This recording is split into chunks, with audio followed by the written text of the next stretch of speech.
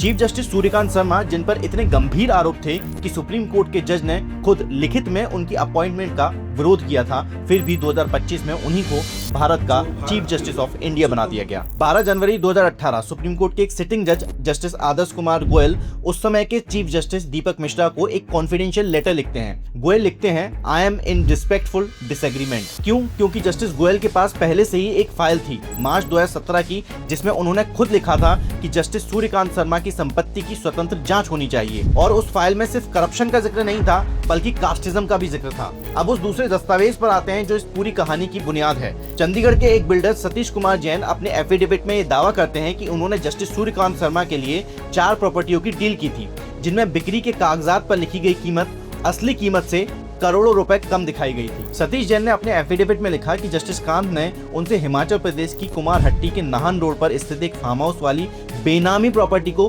बेचने के लिए संपर्क किया था। फार्म हाउस की कीमत थी 2 करोड़ 32 लाख रुपए, लेकिन सेल डीड पर कीमत लिखी गई मात्र 13 लाख रुपए। बाकी के 2 करोड़ 20 लाख रुपए नगद दिए गए थे। एक और प्रॉपर्टी खरीदी गई जो दिल्ली के ग्रेटर कैलाश में थी। उस समय वो घर जयपुर की पूर्व शाही परिवार की राजकुमारी दिया कुमारी का था, जो साल 2013 में भारतीय जनता पार्टी में शामिल हो गई थी। पूरी डील 3.5 करोड़ की थी। हालांकि सेल डीड सिर्फ 1 करोड़ 50 लाख रुपए की कीमत पर तैयार की गई थी। बाकी के 2 करोड़ रुपए माननीय जज साहब की पत्नी ने राजकुमारी को उनके घर पर नगद दिए थे। फिर 2017 में पंजाब की एक जेल से एक और शिकायत आती है।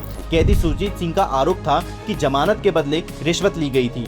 ये केस नशीले पदार्थों का था। ये सारे आरोप हैं, साबित नहीं हुए हैं, लेकिन सालों से फाइल में पड़े हैं। और यही है असली सवाल। कोलेजियम को पता था, गोयल ने लिखित में विरोध किया था, फिर भी सीनियर जज A.K. मित्तल को पीछे छोड़कर जस्टिस सूर्यकांत शर्मा को आगे बढ़ाया गया। सरकार ने फाइल को 9 महीने तक दबा के रखा, और जिस दिन वो फाइल क्लियर हुई उसी दिन रंजन गोगोई ने चीफ जस्टिस की शपथ ली थी। तो सवाल ये उठता है कि क्या सरकार ने कोलेजियम के साथ मिलकर जानबूझकर इतने गंभीर आरोपों के बावजूद एक ऐसे व्यक्ति को इतनी पावर दे दी कि वो इस देश के संविधान का कस्टोडियन बन जाए, ताकि जरूरत पड़ने पर सरकार उसे इस्तेमाल कर सके?